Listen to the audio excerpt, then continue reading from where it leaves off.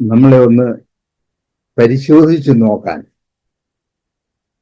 ക്രിസ്തീയ ജീവിതത്തിൽ മുന്നോട്ട് പോകുന്നു എന്ന് അവകാശപ്പെടുന്നവരാണ് നമ്മൾ. മുന്നോട്ട് തന്നെയാണോ പോകുന്നത് എന്ന് നമുക്ക് ഒന്ന് ശോധന ചെയ്യാൻ കിട്ടിയ സമയമാണ്.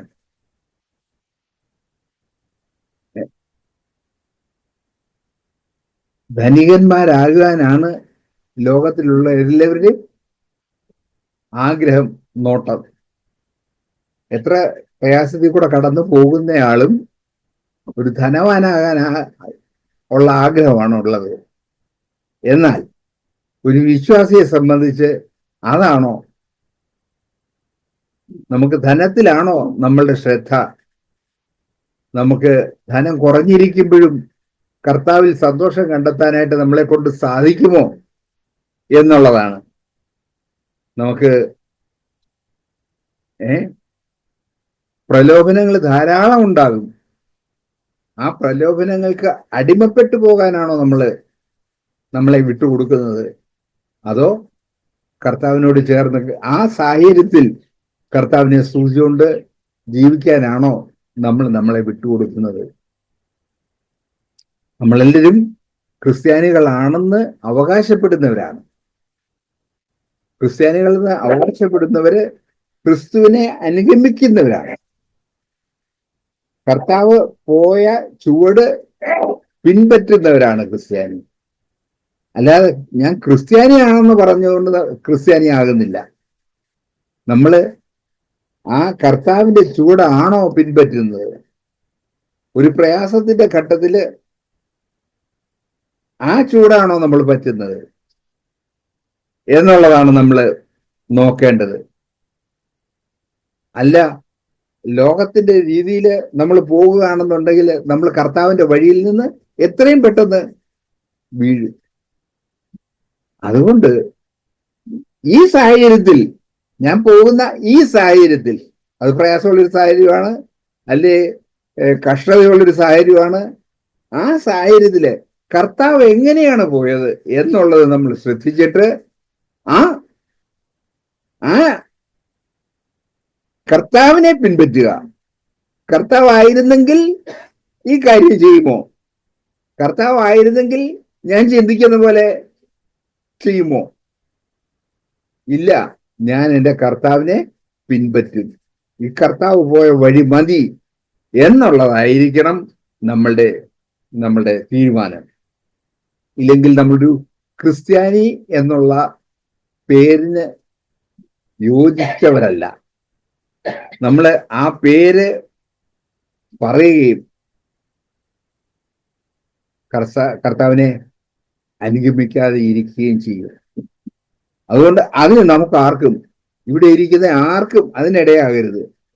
നമ്മൾ ചെയ്യാനുള്ളത്, നമ്മൾ ചിന്തിക്കാനുള്ളത്, ഒരു കാര്യം മുമ്പിൽ വരുമ്പോൾ ഈ കാര്യത്തില് കർത്താവ് എങ്ങനെയാണ് കർത്താവ് പോകുന്നത്, ആ വഴിയിൽ കൂടെ ഞാൻ പോകാനായിട്ട് തീരുമാനിക്കുന്നു എന്ന് പറഞ്ഞ് നമ്മൾ തീരുമാനിച്ച് മുന്നോട്ട് പോകണം. അതിൽ കഷ്ടതയുണ്ട്, പ്രയാസമുണ്ട്.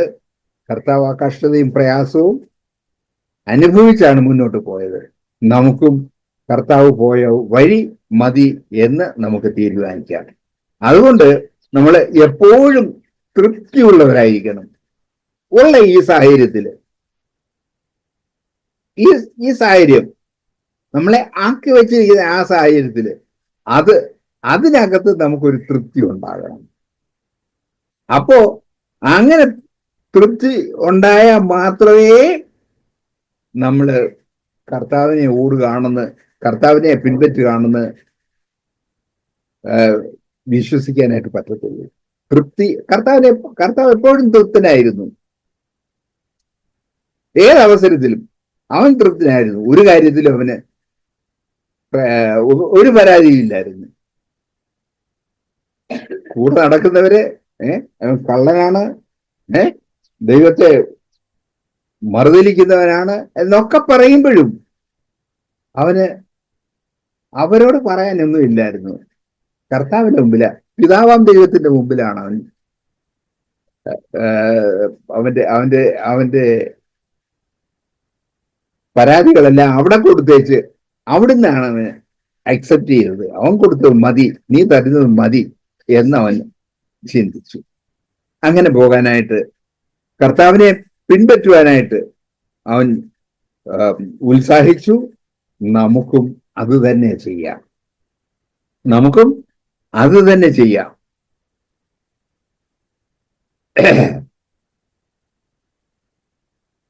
സകലവിധ അത്യാഗ്രഹത്തോടും നമുക്ക് ജാഗ്രത പുലർത്താം.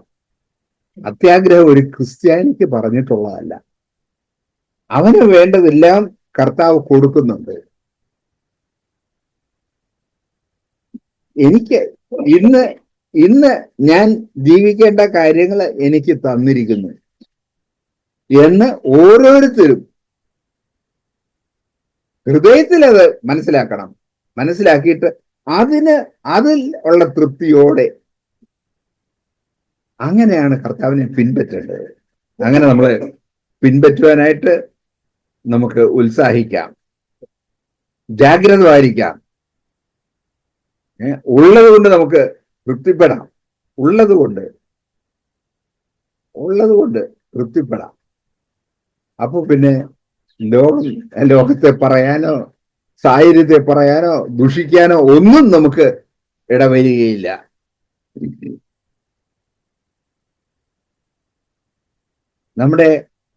നമ്മൾ ആയിരിക്കുന്ന സാഹചര്യത്തില്, എവിടെയാണോ നമ്മൾ ആയിരിക്കുന്ന സാഹചര്യത്തില് സന്തോഷം കണ്ടെത്തുക. ലോകം നോക്കുമ്പോൾ അത് സന്തോഷം കണ്ടെത്താൻ പറ്റത്തില്ല. ആൾക്കാരെല്ലാം കൂടെ ദുഷിച്ചുകൊണ്ടിരിക്കുകയായിരിക്കും. അവിടെ സന്തോഷം എങ്ങനെ കണ്ടെത്തുന്നത്? അപ്പോ നമ്മൾ ചെയ്യുന്നത് എങ്ങനെയാ? കർത്താവ് എങ്ങനെയായിരുന്നു? അവിടെയും കർത്താവ് സന്തോഷം കണ്ടെത്തും. ആൾക്കാരെല്ലാം കൂടെ ദുഷിക്കുന്നു, കല്ലെറിയുന്നു. അവിടെ കർത്താവ് സന്തോഷം കണ്ടെത്തി. പിതാവ് ഒരുക്കിയ സാഹചര്യമാണിത്. എന്നെ കല്ലെറിഞ്ഞോട്ടെ, ഞാൻ മരിച്ചോട്ടെ. കർത്താവ് ആഗ്രഹിക്കുന്നത് അതാണെങ്കിൽ അതിന്റെ അപ്പുറം വേറൊന്നും ഞാൻ എന്തിനാ ആഗ്രഹിക്കുന്നത്? പിതാവാം ദൈവം എന്നെ കുറിച്ച് ആഗ്രഹിക്കുന്ന ഈ കല്ലുകൾ വീണ് ഞാൻ ഇവിടെ മരിച്ചു പോകാനാണ്. എങ്കിൽ ഞാൻ എന്തിനാ അതിനെ അവോയ്ഡ് ചെയ്യാൻ ആഗ്രഹിക്കുന്നത്? അങ്ങനെ നമ്മളുടെ ആ സന്തോഷം കണ്ടെത്തണം. ഭക്തിയുടെ വേഷം ധരിച്ച് അതിന്റെ ശക്തിയെ ത്യജിക്കാൻ ആയിട്ട് നമുക്ക് ആർക്കും ഇടയാകരുത്. ഭക്തിയുടെ വേഷം ധരിക്കാം, പക്ഷെ ശക്തിയില്ലാത്ത ജീവിതമാണ്. അങ്ങനെ ആ ഭക്തിയുടെ വേഷം ധരിച്ചിട്ട് ശക്തിയെ ത്യജിക്കാനായിട്ട് നമുക്ക് ആർക്കും ഇടയാകരുത്. സുഖലോലുപത ഒരിക്കലും നമുക്ക് യോജിച്ചതല്ല, ഒരു ക്രിസ്ത്യാനിക്ക് യോജിച്ചതല്ല. ആ ഒരു കാര്യം ഒരു ക്രിസ്ത്യാനി അന്വേഷിക്കാതിരിക്കുക. ഈ ലോകത്തിലുള്ള എല്ലാ മനുഷ്യരും എല്ലാവരും നമ്മളെ പുകഴ്ത്തിക്കൊണ്ടിരിക്കുമ്പോഴും നമ്മൾ എന്താ വേണ്ടേ? നമുക്ക് അതിനെപ്പറ്റി പറയുന്നത് അയ്യോ കഷ്ടം. ലോകത്തിലുള്ള എല്ലാ മനുഷ്യരും നമ്മളെ പുകഴ്ത്തിക്കൊണ്ടിരിക്കുമ്പോൾ കർത്താവ് പറയുന്നത് അയ്യോ എനിക്ക് കഷ്ടം. ആ മനുഷ്യരുടെ മാനം നമുക്ക് ഒരിക്കലും തേടേണ്ട ആവശ്യമില്ല. അത് നല്ലതല്ല. മനുഷ്യരുടെ മാനം, മനുഷ്യൻ നമ്മളെ കുറിച്ച് പുകഴ്ത്തി പറയുമ്പോൾ അവിടെ എന്തോ തകരാറുണ്ട്, ശ്രദ്ധിക്കണം എന്നുള്ളത് നമ്മൾ അറിഞ്ഞിട്ട് കർത്താവിനെ അന്വേഷിക്കണം. കർത്താവിനെ അന്വേഷിച്ച് കർത്താവിൽ നിന്ന് കേൾക്കാനായിട്ട് നമുക്കിടയാകണം. അല്ലെങ്കിൽ അയ്യോ കഷ്ടം.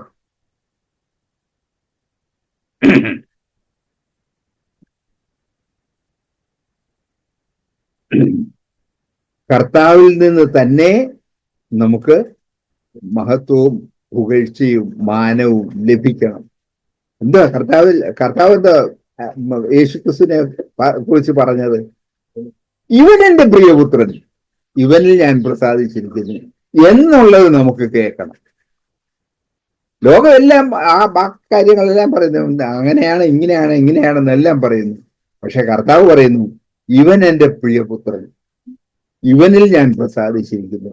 ആ കാര്യം കർത്താവിൽ നിന്ന് കേൾക്കാനായിട്ട് നമുക്ക് ഇടയാകണം.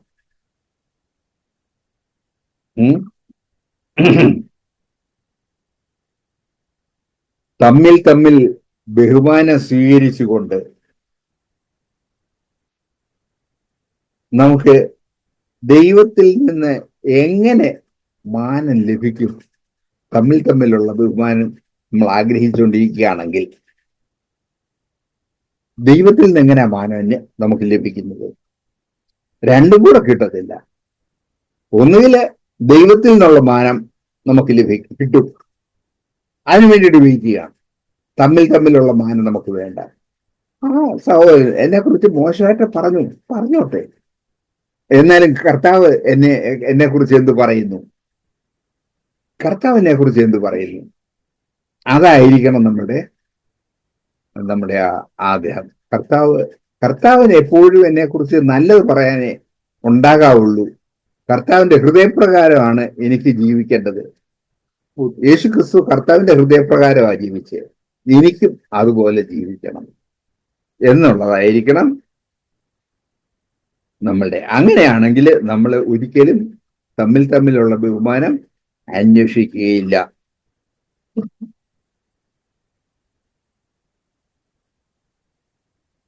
ഇവിടെ നമ്മള് ഹബക്കൂക്കിൽ നമ്മൾ വായിക്കുന്നത് എന്തുവാണ്? ഹബക്കൂക്ക് അത് നമ്മൾ അങ്ങ് പറഞ്ഞു പോയാൽ മതിയോ? അവിടെ പറയുന്നത് 17-ാം വാക്യം, അത്തിവൃക്ഷം തളിർക്കയില്ല. അത്തിയാണ് അവർക്ക് പ്രധാനപ്പെട്ട വൃക്ഷം. അപ്പോ അത്തിവൃക്ഷം തളിർക്കയില്ല. ഇനി അത്തി തളിർത്തില്ലെങ്കിൽ പിന്നെ പൂ ഉണ്ടാകത്തില്ലല്ലോ, തളിർക്കയില്ല. പിന്നെന്താണ്? മുന്തിരിവള്ളിയിൽ അനുഭവം ഉണ്ടാകുന്നില്ല. അത്തിന്ന് കിട്ടണം, അതാണ് മെയിൻ. അവിടെ ഇത് കിട്ടുന്നില്ല, അത് തളിർക്കുന്നേ ഇല്ല. പിന്നെ മുന്തിരിവള്ളി, പിന്നെ കിട്ടുന്ന ഗ്രേപ്സാ, അവിടെ വീഞ്ഞ, അതും കിട്ടുന്നില്ല. മുന്തിരിവള്ളി വള്ളിയിൽ അനുഭവം ഉണ്ടാകയില്ല. പിന്നെന്താണ്? ഇത് രണ്ടും ഇല്ലെങ്കിൽ പിന്നെ ഒലിവ് മരത്തിന്റെ പ്രയത്നം നിഷ്ഫലമായി പോകും, ഫലശൂന്യമാകും. ഒലിവ് മരം ഇങ്ങനെ വളർന്നു പോകുന്നുണ്ട്, പക്ഷേ ഫലം കിട്ടുന്നില്ല, നിഷ്ഫലമായി പോകും. നിലങ്ങൾ ആഹാരം വിളയിക്കുന്നില്ല. ദേവാലയുണ്ട്, അതവിടെ വെറുതെ കിടക്കുക. വിതച്ചാല് ഒന്നും ഇങ്ങോട്ട് കിട്ടത്തില്ല, അതുകൊണ്ട് വിത അങ്ങ് നിർത്തി വെച്ചിരിക്കുക.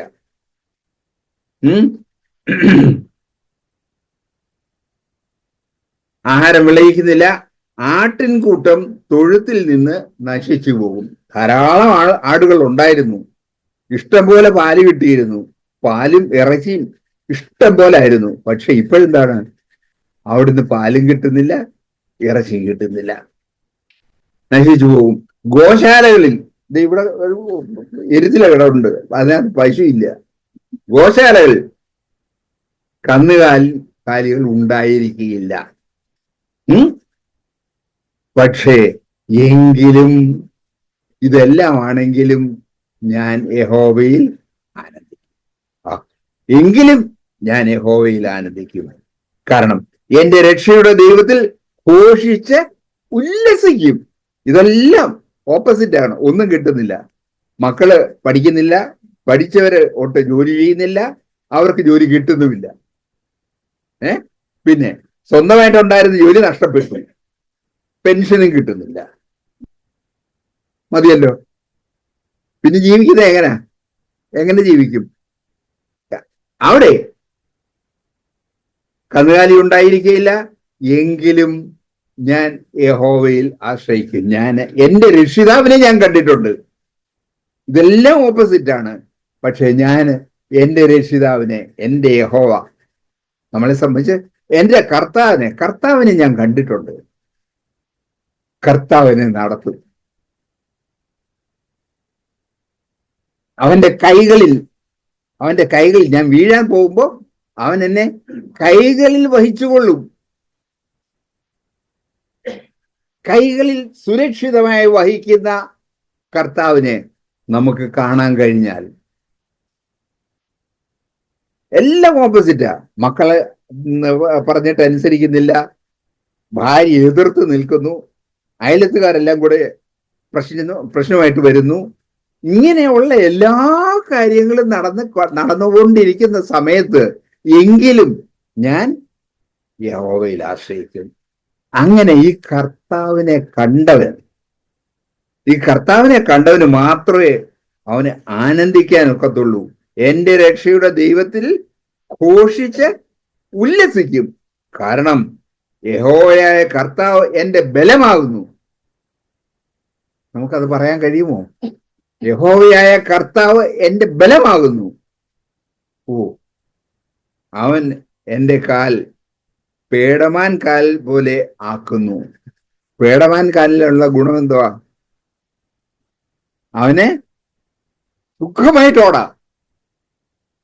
ഓടി രക്ഷപ്പെടുന്നു. ഇത് മാന് വെള്ളം വേണം, കുടിക്കാൻ വെള്ളം വേണം. വേണമെന്ന് മാൻ ഇങ്ങനെ നോക്കുമ്പോ അവിടെങ്ങും വെള്ളം കാണുന്നില്ല. അപ്പോഴാണ് ഈ മരീചിക, ഈ സൂര്യന്റെ ഇതുകൊണ്ട് അവിടോട്ട് നോക്കുമ്പോ അവിടെ വെള്ളം ഉണ്ടെന്ന് തോന്നുന്നു. മാനെന്ത് ചെയ്യും? കുതിച്ച് ചാടി അവിടെ ചെല്ലുമ്പോ അവിടെ വെള്ളമുണ്ടോ? അത്രയും അകലെ ആണ് പിന്നെയും അവിടെ വെള്ളമുണ്ടെന്ന് തോന്നുന്നു. അവൻ പിന്നെയും ഓടുകയാണ്. ഈ ഓടി അധ്വാനിക്കുന്ന ആ ഒരവസ്ഥ നമ്മളൊന്ന് മനസ്സിലാക്കിയേ. ഇന്നിടത്ത് ജോലി കിട്ടും, ഇന്നിടത്ത് അത് നടക്കും എന്നൊക്കെ ചിന്തിച്ച് അതിന്റെ പുറകെ പോയിട്ട് എല്ലാം ബലശൂന്യത വരുമ്പോ നമ്മൾ എന്ത് ചെയ്യും? യഹോവയായ കർത്താവ് എന്റെ ബലമാകുന്നു. ഈ കർത്താവ് എന്റെ ബലമാകും. ഈ കർത്താവുണ്ട്, അവനെ ഞാൻ വിടുകയില്ല. അവനെ ഞാൻ ചുറ്റിപ്പിടിക്കും, അവനെ വിട്ടിട്ട് പോവുകയില്ല. ഈ കർത്താവിനെ പിൻപറ്റിക്കൊണ്ട് നമുക്ക് ഓടാം. അങ്ങനെയാണെങ്കിൽ അവൻ എന്നെ ഉന്നതികളിൽ മേൽ നടക്കുമാറാക്കും. എത്ര പ്രയാസമുള്ള സ്ഥലത്തൂടെയും നടക്കുവാൻ ശക്തനാക്കുന്ന ഒരു കർത്താവ്. ഹല്ലേലൂയ, സ്തോത്രം. എന്തെല്ലാം പ്രയാസങ്ങൾ മുമ്പിൽ വന്നാലും ആ പ്രയാസങ്ങളുടെ മധ്യത്തില് നാട്ടുകാർ മുഴുവൻ നമുക്കെതിരെ, വീട്ടുകാർ മുഴുവനെതിരെ ഒക്കെ നിന്നാലും അതിന്റെ ആ പ്രയാസത്തിന്റെ മധ്യത്തിലും നമ്മളെ ശക്തിയോടെ നടത്താൻ കഴിവുള്ള ഒരു കർത്താവ്. ഈ കർത്താവിനെ വിട്ട് നമുക്ക് എങ്ങും പോകരുത്. കർത്താവേ, അവിടുന്ന് എനിക്ക് വേണ്ടിയാണ് ഉയിർ കൊടുത്തത്, എനിക്ക് വേണ്ടി ജീവനെ കൊടുത്ത കർത്താവാ. ആ കർത്താവ് എന്നെ ഒരു നാളും ഉപേക്ഷിക്കുകയില്ല, ഒരു നാളും കൈവിടുകയില്ല. ആ കർത്താവിനെ നമുക്ക് കണ്ടെത്തണം. ആ കർത്താവിനെ മുറുകെ പിടിച്ചുകൊണ്ട് ജീവിക്കാനായിട്ട് നമുക്ക് ഉത്സാഹിക്കാം. ഈ കർത്താവ് നമുക്ക് ഏത് സാഹചര്യത്തിലും മതിയായവനാണ്. ഏത് സാഹചര്യത്തിലും. ബാസിയൊക്കെ 10-12 ദിവസങ്ങള് കടലിൽ പോയിട്ട് ഒന്നും കിട്ടാതെ വന്നിട്ടുണ്ട്. അവിടെയും എന്നെ നടത്തുന്ന കർത്താവ്, ആ കർത്താവിനെ കണ്ടുകൊണ്ട് നമുക്ക് മുന്നോട്ട് പോകണം.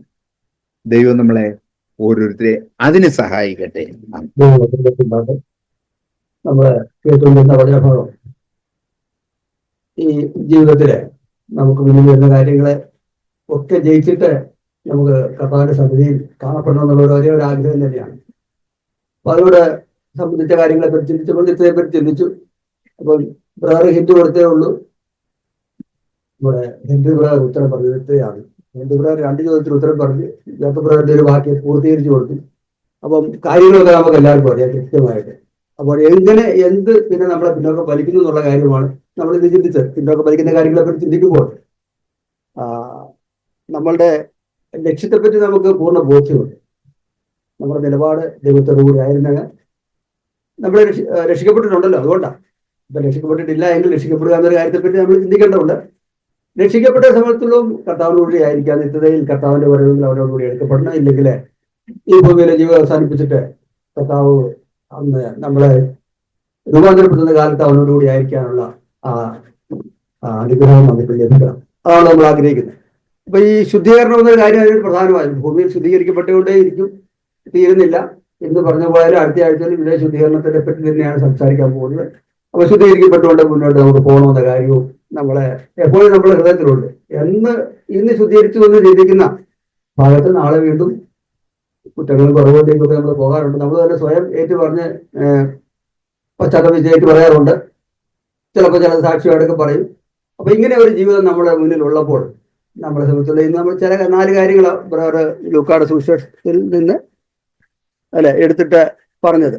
അപ്പൊ അതില് നമ്മളെ സംബന്ധിച്ചുള്ള നമ്മള് മുറുകെ പിടിക്കുന്ന കാര്യം ഈ കാണുന്ന കാര്യത്തെ പറ്റി അല്ല, ദൃശ്യമായതല്ല അദൃശ്യമായതാണ്. റോമാലേഖനത്തിലെ വാക്യം നമ്മൾ 8:23. അപ്പോൾ 2 കൊരിന്ത്യർ 4:17 ഭാഗം ദൃശ്യമായതിനല്ല അദൃശ്യമായതിനാണ്. ഏറ്റവും പ്രധാനം അത് തന്നെ. അദൃശ്യമായ ഒരു കാര്യം ഉണ്ടെന്ന് വിശ്വസിക്കുകയും അതിനായിട്ട് കാത്തിരിക്കുകയും ചെയ്യുക എന്നുള്ളത് അതെല്ലാവർക്കും ലഭിച്ചിരിക്കുന്ന ഒരു കൃപയല്ലെന്നാണ് ഞാൻ മനസ്സിലാക്കുന്നത്. കാരണം പലരും നമ്മെ സംബന്ധിച്ചുള്ള നമ്മളെ ദൈവം അനാദി മുതലേ കണ്ടെത്തി എന്നുള്ള കാര്യം നമുക്കറിയാം. അനാദി എന്ന് പറയുമ്പോൾ ഈ ലോകത്തിന്റെ തുടക്കം, അല്ലെങ്കിൽ ഈ ലോകത്തിന്റെ തുടക്കം എന്ന് പറയുമ്പോൾ അതിന് മുമ്പേ ലോകമുണ്ട്. നമ്മളെ സൃഷ്ടിച്ച ലോകത്തിന് മുമ്പേ ലോകമുണ്ട്. അപ്പൊ അതിന്റെ മുന്നേ നമ്മളെ കണ്ടിരുന്നു എന്ന് വേണം ആ വാക്യത്തിന്റെ അർത്ഥം പോകുന്ന എന്തിനാട്ടെ. നമ്മൾ അതിന്റെ അർത്ഥത്തിലേക്കല്ല. ഇപ്പൊ നമ്മളെ കണ്ടിരുന്നു എന്നൊരു കാര്യം നമ്മൾ ചിന്തിക്കുമ്പോൾ അതൊരു വലിയ കാര്യം. കാരണം അനേകരെ കണ്ടിട്ടില്ല, അല്ലെ അനേകർക്ക് അത് സ്വീകരിക്കാൻ കഴിയില്ല എന്നുള്ളതാണ് അതിന്റെ പ്രധാന കാരണം. അപ്പം ആ കാര്യത്തിൽ നമ്മൾ സന്തോഷിക്കുന്നുണ്ട്. സന്തോഷിച്ചിട്ട് നമ്മളതിൽ നിലനിൽക്കാനുള്ള നമ്മൾ ആ നിലപാട് എടുക്കുന്നുണ്ട്. അങ്ങനെ ചിന്തിക്കാനൊരു കാര്യം കൂടെ ഉണ്ടായി. ഞങ്ങൾ ബസ് കയറാൻ നിന്നപ്പോഴേ പള്ളിയുടെ ഭാഗത്തിലാണ് ബസ് കയറുന്നത്. അപ്പോൾ പള്ളിയിൽ നിന്ന് ഇറങ്ങി വന്നൊരു ആള് വന്നിട്ടും എന്തിന് ഈ പോക്കൊക്കെ പോകുന്നു, ഇവിടെ പള്ളിയുണ്ട് അവിടെ പള്ളിയുണ്ടെന്നൊക്കെ പറയും. അപ്പൊ ആള് നല്ലപോലെ മദ്യപിച്ചിട്ടുണ്ട്. അപ്പൊ ക്ലാരമോട് അവന് ഞാൻ ഇച്ചിരിയൊക്കെ പറഞ്ഞപ്പോൾ ക്ലാരമോട് ചോദിച്ചു എന്നെ അറിയോ എന്നൊക്കെ ചോദിച്ചു പുള്ളി. അപ്പൊ ഇത് പ്രശ്നമില്ല. അപ്പം അയാളെ സംബന്ധിച്ചിടത്തോളം ഈ കാര്യങ്ങളെ പറ്റി അവർക്ക് ഗ്രഹിക്കാൻ കഴിയുന്നില്ല. അവരെ അങ്ങനെ ജീവിക്കുന്നത്. നമ്മെ സംബന്ധിച്ചുള്ള നമുക്ക് കാര്യത്തെ ഗ്രഹിക്കാൻ പറ്റും. കാര്യം ഗ്രഹിക്കാൻ പറ്റുമെന്ന് പറയുന്നത് നമ്മളൊരു പാപിയാണെന്നുള്ളൊരു ബോധ്യം ലഭിക്കാതെ നമുക്ക് അതിനുള്ള മോചനം എന്നാണ് നമ്മൾ അന്വേഷിക്കില്ല. പാപിയാണെങ്കിൽ അതിനുള്ള വഴി വല്ലതും ഉണ്ടോ, മോചനമുണ്ടോ എന്ന കാര്യത്തെ അന്വേഷിക്കുന്നു. അതാ രക്ഷയിലേക്ക് കൊണ്ടുപോകുന്നത്. അപ്പൊ അങ്ങനെ രക്ഷയിലേക്ക് പോയി കഴിയുമ്പോൾ രക്ഷിക്കപ്പെട്ടിട്ട് പിന്നെ എന്തോ കിട്ടാനാണ് എന്നുള്ള ചിന്തയിലേക്ക് വരുമ്പോഴാണ് ദൈവം നമുക്കായി ഒരുക്കിയിരിക്കുന്ന ഒരു സൗഭാഗ്യമുണ്ട്. അവിടെ നമുക്ക് പ്രവേശിക്കേണ്ടതുണ്ട്. അവിടത്തേക്കാണ് നമ്മളെ വിളിച്ചിരിക്കുന്നത് ബോധ്യം. അല്ലെങ്കിൽ സ്വർഗവും നരകവും ഒക്കെ തന്നെ ഇത് ഈ ഭൂമിയിലെ കൊണ്ട് തീരുന്ന കാര്യങ്ങളൊക്കെ പറഞ്ഞു നമ്മളൊക്കെ പറഞ്ഞിട്ടുണ്ട്. ഞാനങ്ങനെ പറഞ്ഞിട്ടുണ്ട്. അപ്പൊ അങ്ങനെ അത് ചിലപ്പോൾ ഇങ്ങനെ പറയാറുണ്ട്, പണക്കാർക്കുള്ളതോ നമ്മൾ പാവപ്പെട്ടവരുന്ന രക്ഷിച്ച കാര്യമില്ല എന്നൊക്കെ ചിന്തിച്ചിരുന്ന ഒരു കാലഘട്ടമുണ്ട്. എന്നാൽ അതിനപ്പുറമായിട്ട് ഈ ദൈവത്തിലേക്ക് വന്നു കഴിയുമ്പോഴാണ് എന്തിന് ഈ ദൈവത്തോടുകൂടി നടക്കണം. ദൈവത്തോട് നടന്നെങ്കിൽ അവസാനം വരെ ദൈവത്തോട് നടക്കാനുള്ള ഭാഗ്യം ദൈവം നമുക്ക് തന്നിട്ടുണ്ടെന്നുള്ള കാര്യം ബോധ്യപ്പെട്ട് കഴിയുമ്പോഴേ നമ്മൾ ദൈവത്തോട് നടക്കാൻ ആഗ്രഹിക്കുമ്പോൾ ഒരു പ്രതിഫലമുണ്ട്. പ്രതിഫലം ഇല്ലാതെ ആരും ഒന്നും ചെയ്യാറില്ല. ഇപ്പൊ ഇവിടെ ജോലി ചെയ്യുന്നവരൊക്കെ എന്ത് ജോലി ചെയ്താൽ, സർക്കാർ ജോലി ചെയ്താലും കൂലി വേല എടുത്താലും ഒരു പ്രതിഫലം വൈകുന്നേരം കിട്ടണം. കിട്ടിയെങ്കിൽ മാത്രമേ ജോലിക്ക് പോകുള്ളൂ. ഇല്ലെങ്കിൽ പറയുന്ന നാളെ തൊട്ടില്ല അടുത്ത വഴി. അപ്പോൾ അങ്ങനെ ഒരു പ്രതിഫലം ഉണ്ടെന്നുള്ള കാര്യം, പ്രതിഫലത്തിനായിട്ട് അല്ല നമ്മൾ ജീവിക്കുന്നുള്ള കാര്യം ഓർക്കുമ്പോൾ പ്രതിഫലം ഉണ്ട് എന്നുള്ളത് തന്നെയാണ് നമ്മുടെ പ്രത്യാശ. ആ പ്രതിഫലത്തിനായിട്ടാണ്, അതിനെയാണ് പ്രത്യാശ നിർവഹിക്കുക. അതിനെ കാണുന്നുണ്ട്. അതായത് അത് യേശുക്രിസ്തു ആയിരിക്കുന്ന സ്ഥലത്ത് നാമവും ആയിരിക്കും എന്ന അപൂർവ ഉറപ്പ് അത് നമുക്ക് ലഭിക്കുമെങ്കിൽ നമ്മൾ പിന്നീട് നമ്മുടെ യാത്രയിൽ അവിടുത്തെ നോക്കി നടക്കുമ്പോൾ ആ ബലം നമുക്ക് അവിടുന്ന് തന്നെ ലഭിച്ചുകൊണ്ടിരിക്കും. അപ്പോൾ ഇവിടെയുള്ള പല കാര്യങ്ങളിലും നമുക്കുള്ള അതൃപ്തി അത് സംതൃപ്തിയായിട്ട് മാറും. സംതൃപ്തി എന്ന് പറയുമ്പോൾ നമ്മൾ സംതൃപ്തരെ നിങ്ങൾക്ക് ദുരിതം എന്ന് പറഞ്ഞ് നിങ്ങൾ എനിക്ക് വിശക്കും എന്ന ആ വാക്യങ്ങളുണ്ട്. എങ്കിൽ തന്നെയും ആ സംതൃപ്തിയും ഈ സംതൃപ്തിയും തമ്മിൽ വ്യത്യാസമുണ്ട്. നിങ്ങളെ തൃപ്തി അല്ലെ ആ സംതൃപ്തി എന്ന് പറയുമ്പോൾ നമുക്ക് ലഭിക്കും എന്നുള്ള ആ ഒരു പ്രത്യാശയിൽ നമ്മൾ ജീവിക്കുന്നതുകൊണ്ടാണ് നമുക്ക് അങ്ങനെ സന്തോഷമുണ്ട്. ആ സന്തോഷത്തെ ഞാൻ തൃപ്തി എന്ന് പറയും. ഇവിടെ തൃപ്തിപ്പെടാൻ ഒക്കുകയില്ല. ഈ ജീവിതത്തിൽ തൃപ്തിപ്പെടാനൊന്നുമില്ല. കാരണം ഇന്ന് ചെയ്തിട്ട് ഇന്നിപ്പോൾ നമുക്ക് ലഭിച്ചിരിക്കുന്ന കാര്യം കൊണ്ട് തൃപ്തരായി എന്ന് ആത്മീയ കാര്യങ്ങളിൽ തന്നെ നമ്മൾ കൊള്ളാം. ഇപ്പോഴത്തെ ജീവിതം കുഴപ്പമില്ലാതെ ചിന്തിച്ചാൽ പോലും അടുത്ത നിമിഷം പടഞ്ഞു വീഴുന്നതല്ല ഉരുണ്ടു വീഴുന്ന സാഹചര്യമുണ്ട്. അപ്പോഴാവിടെ കരച്ചിലും ബഹളമായിട്ടൊക്കെ പോകും. അപ്പൊ നമുക്ക് ആശ്രയിക്കേണ്ട ദൈവത്തിൽ ആശ്രയിക്കുക. നമുക്ക് ആ വാഗ്ദാനം ചെയ്തിരിക്കുന്ന ചിന്തയിലേക്ക് നമുക്ക് പോവുക എന്നുള്ളതാണ്. അപ്പൊ ഇന്ന് പറഞ്ഞ ഇതിനോട് ബന്ധപ്പെട്ട ആ കാര്യങ്ങളുടെ പെട്ടെന്ന് പറഞ്ഞു പോകാം. അതായത് ലൂക്ക 6:24-26 വാക്യങ്ങളാണ്. 24 മുതൽ 26 വരെയുള്ള വാക്യങ്ങളാണല്ലോ എടുത്തത്. അപ്പം ധനികരോട് പറഞ്ഞത് അപ്പം ആ കാര്യങ്ങൾ പറയുമ്പോൾ നിങ്ങൾക്ക് ദുരിതം, എല്ലാം ദുരിതമാണ് പറഞ്ഞത്. എല്ലാവർക്കും ഉള്ള ആ ദുരിതം, തൃപ്തരെ നിങ്ങൾക്ക് ദുരിതം, ചിരിക്കുന്നവരെ നിങ്ങൾക്ക് ദുരിതം, ശ്ലാഘിക്കുമ്പോൾ നിങ്ങൾക്ക് ലഭിച്ചു എന്ന്, നിങ്ങൾക്കെല്ലാം കിട്ടി, നിങ്ങളെ സന്തോഷിപ്പിക്കുന്ന കാര്യവും കിട്ടിയിരിക്കുന്നു, അപ്പൊ നിങ്ങൾ നഷ്ടപ്പെട്ടു പോയതെന്നുള്ളതാണ്. അപ്പോൾ അതുകൊണ്ട് ധനികരുടെ ആ കാര്യത്തെപ്പറ്റി പറയുമ്പോൾ നമ്മളെ സന്തോഷത്തിലും സമ്പത്തിൽ, ഈ ലോകത്തിലെ സമ്പത്തിൽ മതിമറന്ന് നമ്മളുടെ ലക്ഷ്യം മറന്നു പോരുന്ന ഒരു കാര്യം മാത്രം നമ്മൾ അതിൽ ഓർക്കുക. അതേ എനിക്ക് പറയാനുള്ളൂ. കാരണം സമ്പത്തിന് വേണ്ടിയിട്ടുള്ള ഓട്ടം വളരെ പ്രധാനമാണ്. കാരണം ഇന്നത്തെ കാലത്ത് അങ്ങനെ സമ്പത്തില്ലെങ്കിൽ ജീവിക്കാൻ പറ്റാത്ത, പ്രത്യേകിച്ച് കേരളത്തിന്റെ സാഹചര്യത്തിൽ സമ്പത്തില്ലെങ്കിൽ ജീവിക്കാൻ ഒക്കുക എന്നുള്ളത് എല്ലാവർക്കും അറിയാം. എന്നാൽ നമ്മളുടെ ഹൃദയം അതിനായിട്ട് മാത്രം അങ്ങ് മാറിപ്പോയി. ജോലി എടുക്കണം, അതിന് കിട്ടുമ്പോൾ നമ്മളുടെ ഹൃദയം യേശുക്രിസ്തുവിൽ തന്നെ ലക്ഷ്യം വെച്ചുള്ളതായിരിക്കണം നമ്മുടെ യാത്ര എന്നുള്ളതാണ്. ജോലി എടുക്കണമെന്ന് തന്നെ കൽപ്പന, അത് ശാപമായിട്ടല്ല കൽപ്പനയായിട്ട് തന്നെ നമുക്കുണ്ട്. അത് ഉൽപ്പത്തി പുസ്തകത്തോടുണ്ടല്ലോ ഇങ്ങോട്ട്. അങ്ങനെ പൗലോസ് പുസ്തകം ജോലി എടുത്ത കാര്യത്തെപ്പറ്റി എൻ്റെ കൈയോട് ഞാൻ അധ്വാനിച്ചു, എന്നിട്ട് ഞാൻ എൻ്റെ ഉജീരം നട്ടു മറ്റൊരുക്കും കൊടുത്തുന്നാ, നിങ്ങളും അങ്ങനെ ചെയ്യണമെന്നൊക്കെ ആ പുസ്തകം നമ്മളെ ഓർപ്പിക്കുന്നുണ്ട്. അപ്പൊ അതിന് കൊണ്ട് ജോലി എടുക്കേണ്ടതോ സമ്പാദിക്കേണ്ടതുള്ളതല്ല. എന്നാൽ നിങ്ങളുടെ ലക്ഷ്യം ആ പണത്തിൽ മാത്രമാകരുത്, നിങ്ങളുടെ ദൈവത്തിലേക്ക് നോക്കി തന്നെ ആയിരിക്കണം നിങ്ങളുടെ യാത്ര. യേശുക്രിസ്തുവിനെ നമ്മളെ മാതൃകയാക്കി വെച്ച് നോക്കിയാൽ അവനെ നോക്കി അവൻ എന്തായിരുന്നു, എങ്ങനെയായിരുന്നു എന്നുള്ള കാര്യം ചിന്തിക്കുമ്പോൾ നമുക്ക് ആ കാര്യത്തിൽ നമുക്ക് ഉള്ളതോട് തൃപ്തിപ്പെടുക എന്നുള്ള കാര്യത്തിൽ നമുക്കത് സ്വീകരിക്കാൻ കഴിയും. രണ്ടാമത്തെ ഒരു കാര്യം പറഞ്ഞത് ചിരിക്കുന്നവരെ എന്നാ എൻ്റെ കുറിച്ച് പറയുന്നത്. അതായത് ചിരിക്കുന്നവരെ എന്ന് പറയുമ്പോൾ സന്തോഷിക്കുന്നവരെ, തൃപ്തരെ എന്നൊരു വാക്കും കൂടെ പറഞ്ഞു, അവിടെ ചേർത്ത് പറഞ്ഞു പോയി. അപ്പൊ ചിരിക്കുന്നവരെ എന്ന് പറയുമ്പോൾ നമ്മൾ ഭൂമിയിലെ കാര്യങ്ങളിൽ സന്തോഷിക്കുന്നവരെന്നുള്ള അർത്ഥമാണ്. ആത്മീയ കാര്യങ്ങളിലാണെങ്കിൽ ഉള്ള സന്തോഷത്തിന് ആനന്ദം എന്ന് പറയാം. പരിശുദ്ധാത്മാവിലേക്ക് വന്നിട്ട് നമുക്ക് തരുന്നൊരു ആനന്ദമുണ്ട്. ആ ആനന്ദം അനുഭവിക്കുന്നവരായിരിക്കണം. അല്ല ഭൂമിയിലെ കാര്യങ്ങൾ അനുഭവിച്ചിട്ട് സന്തോഷിച്ചിട്ട് ചിരിച്ചിട്ട് പോകുന്ന ഒരു സാഹചര്യം, ഒരു കാര്യമല്ല. ആത്മാവിൽ ആനന്ദിക്കണം എന്നൊരു ഓർമ്മപ്പെടുത്തിലൂടെ നമുക്ക് അതിനകത്ത് വരുന്നുണ്ട്. നമ്മൾ സന്തോഷിക്കേണ്ട കാര്യം ഇല്ലെന്നൊന്നും പറയണ്ട. നമ്മൾ ജോലി എടുക്കുന്നു, അല്ലെങ്കിൽ നമ്മളുടെ ജീവിതത്തിൽ നമ്മൾ ചിലപ്പോൾ സന്തോഷിക്കാനുള്ള കാര്യങ്ങളൊക്കെ ചെയ്യുന്നുണ്ട്. എന്നാൽ മറ്റൊരു സന്തോഷം എന്ന് പറയുമ്പോഴേ അവരെ വീഞ്ഞു കുടിക്കുന്നു, ഭക്ഷണം കഴിക്കുന്നു, നല്ല നിലയിലെല്ലാം ഒരു ആർഭാടകരമായ ജീവിതം നയിക്കുന്നു. അപ്പം എന്നിട്ടൊരു സന്തോഷമുണ്ട്. ഇന്നത്തെ കാലത്ത്, ഈ അടുത്ത കാലത്ത് പല കാര്യങ്ങളും കാണുമ്പോഴേ നമ്മളുടെയും സന്തോഷമൊക്കെ ഞാനിങ്ങനെ പറയാറുണ്ട്, താങ്കളോട് പറയുന്നതുകൊണ്ട് തന്നെ പറഞ്ഞത്, അതായത് ബാബിലോണിന്റെ ആ സന്തോഷങ്ങളിലേക്കാണ് നമ്മൾ ഹൃദയങ്ങളൊക്കെ തിരിഞ്ഞു പോകുന്നത്. അത് വളരെ പ്രധാനപ്പെട്ട ഒരു കാര്യമാണ്. നമ്മൾ അറിയാതെ നമ്മൾ അതിലേക്ക് ഇങ്ങനെ നിറച്ച് കയറുക എന്ന് പറയാം. നിറച്ച് അതിനകത്തേക്ക് വീട് പോകുന്നുണ്ട്. സന്തോഷം വേണം, വേണ്ടെന്ന് ആരും പറഞ്ഞു. നമുക്ക് സന്തോഷം വേണം, ഭക്ഷണം കഴിക്കണം, സന്തോഷം, അതിലുള്ള സന്തോഷം അനുഭവിക്കാൻ കുഴപ്പമൊന്നുമില്ല, അതൊക്കെ ദൈവം വെച്ചിരിക്കുന്ന കാര്യങ്ങളാണ്. പക്ഷെ അതുകൊണ്ട് നമ്മളുടെ സന്തോഷം അതായിപ്പോയത്. അതാണ് സന്തോഷം. കഴിക്കുക, കുടിക്കുക, ആനന്ദിക്കാന്നല്ല, സന്തോഷിക്കുക. ആനന്ദിക്കുക എന്നുള്ള വാക്ക് നമുക്ക് ആത്മാവിൽ ആനന്ദിക്കുന്ന കാര്യത്തിലായിട്ട് ഉപയോഗിക്കാം. അപ്പൊ അങ്ങനെ സന്തോഷിച്ചു പോകുന്നതാണ് നമ്മുടെ സന്തോഷം എന്നൊക്കെ നമ്മൾ ചിന്തിക്കുന്നെങ്കിൽ അത് വൃഥാവിലായി തീരുന്ന ധനം വരും. അന്ന് കണക്കിടുമ്പോൾ ഈ കാര്യത്തിൽ യാതൊരു വിലയുമില്ല. എങ്ങനെ ആ ദിവസങ്ങളിൽ നാം ആയിരുന്നു, അതും ആ ഒരു ദൈവത്തിലേക്ക് നോക്കിക്കൊണ്ടുള്ള ഒരു സന്തോഷമായിരുന്നു അനുഭവിച്ചത്, അതോ നമുക്ക് മറ്റുള്ളവരെ നോക്കി അവരെക്കാൾ ഞാൻ മെച്ചപ്പെട്ടവൻ എന്നുള്ള ചിന്തയിലേക്കാണോ പോയതെന്നുള്ള കാര്യത്തെപ്പറ്റി നമുക്ക് അവർ ചിന്തിക്കേണ്ടതുണ്ട്. എപ്പോഴും ചിന്തിക്കേണ്ട ഒരു കാര്യം തന്നെയാണ്. മറ്റുള്ളവരുടെ മേന്മ ഉണ്ടാകട്ടെ, പക്ഷെ മറ്റുള്ളവരെക്കാൾ മെച്ചം ഞാനാണ്, അതുകൊണ്ട് എനിക്കാണ് സന്തോഷം, ഞാൻ ആ കാര്യത്തിൽ സന്തോഷിക്കുന്നു, അവരെക്കാട്ടിലൊക്കെ കൂടുതലായിട്ട് എൻ്റെ കയ്യിലുണ്ട് എന്നൊരു ചിന്തയാണെങ്കിൽ ഭൗതിക ധനമാണ്. ആത്മീയ ധനം ഉണ്ടെങ്കിലും, ആത്മീയ ധനം നമ്മുടെ ഉണ്ടെങ്കിലും നമ്മൾക്ക് ആ സന്തോഷം, ആനന്ദം അനുഭവിക്കുമ്പോൾ അത് നമുക്ക് പകർന്നു കൊടുക്കാനായിട്ടുള്ള കൃപയുടെ ദൈവം നമുക്ക് തരും. ആ കൃപയിൽ കൂടെ ആശ്രയിച്ച് വേണം നമുക്ക് മുന്നോട്ട് പോകാൻ. ആത്മീയ സംബന്ധിച്ചുള്ള അങ്ങനെ ഒരു കാര്യം കൂടെ നമുക്ക് ഓർക്കാം. അടുത്ത ഒരു കാര്യം കൂടെ പറയുന്നത്, പിന്നെ നിങ്ങളെ അഭിനന്ദിക്കുന്ന കാര്യത്തെ പറ്റി പറയുന്നു. അഭിനന്ദിക്കുന്ന കാര്യം എപ്പോഴും എല്ലാ മനുഷ്യർക്കും ആഗ്രഹമുണ്ട്, അഭിനന്ദിക്കണം, എന്നെ ഒന്ന് അഭിനന്ദിക്കണം, ഞാൻ ഇന്നത്തെ വചനമൊക്കെ പറഞ്ഞത് വളരെ കൊള്ളാം എന്നൊരാൾ പറയുകയാണെങ്കിൽ എനിക്ക് വലിയ സന്തോഷമാണ്. പക്ഷെ അത് നിങ്ങളെ സഹായിക്കുമ്പോൾ നിങ്ങൾ ഓർത്തോളം, നിങ്ങൾ അങ്ങനെ ഒരു ആഗ്രഹം നിങ്ങളുടെ ഉള്ളിലുണ്ടെങ്കിൽ അത് നിങ്ങളുടെ ആത്മീയതയിൽ നിങ്ങൾ എവിടെ നിൽക്കുന്നു എന്നുള്ള കാര്യം ഓർത്തോണം എന്ന കാര്യം നമ്മളെ ഓർമ്മിപ്പിക്കുന്നുണ്ട്. നമ്മുടെ വാസി സഹോദരന് ഒരു ധീരതയുടെ ഒരു കാര്യമൊക്കെ ചെയ്ത് കടലിൽ രണ്ടുപേരെ രക്ഷിച്ചു.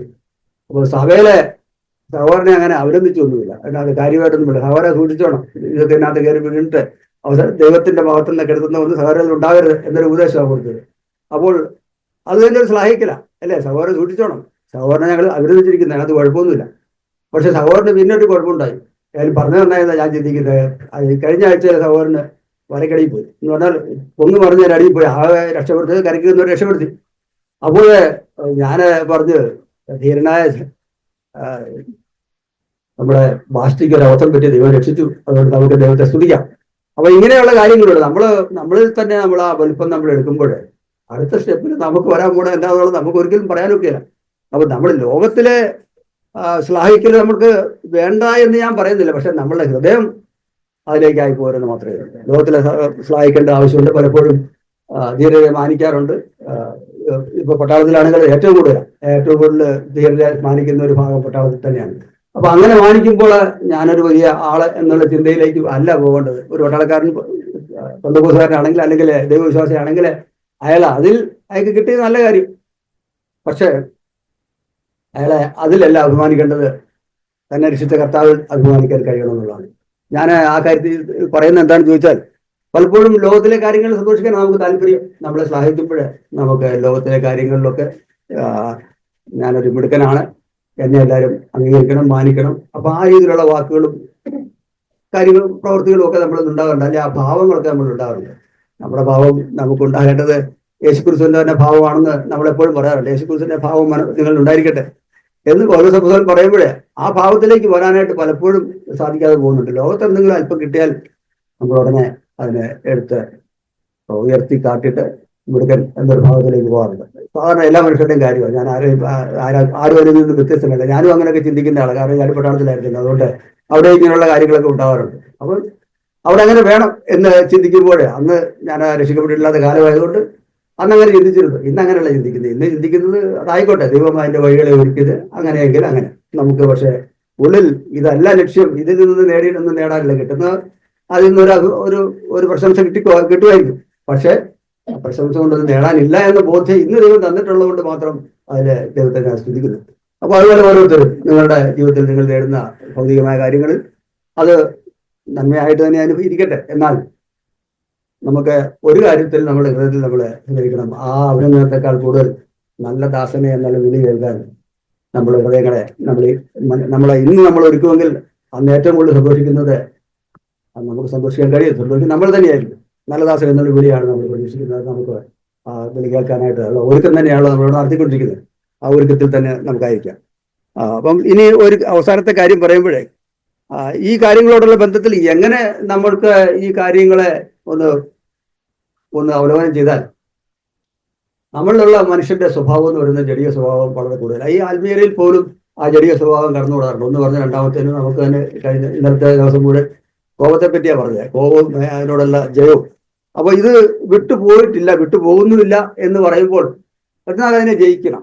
അതിനെ ജയിക്കുക എന്നുള്ളതാണ്. നമ്മളത് വിട്ടുപോകുന്നില്ലെന്ന് പറഞ്ഞ് നമ്മളതിനെ അവഗണിച്ചിട്ട് നമ്മൾ ആ കോപത്തിൽ തന്നെ തുടരാൻ രക്ഷയില്ല. ഇനിയിപ്പോ ഇങ്ങനെയൊക്കെ തന്നെ പറ്റൂ എന്നുള്ളതല്ല. ആത്മാവിൽ ആശ്രയിച്ച് പരിശുദ്ധാത്മാവിന്റെ ബലത്തിൽ നമുക്ക് അതിനെ ജയിക്കാൻ കഴിയുന്നു. സ്വാഭാവികമായ രീതിയിൽ നമുക്ക് അതായത് സാധിക്കണമെന്നുള്ളതാണ്. ഞാൻ സാഹിത്യം പറഞ്ഞ പോലെ നിങ്ങൾക്ക് തോന്നരുത്.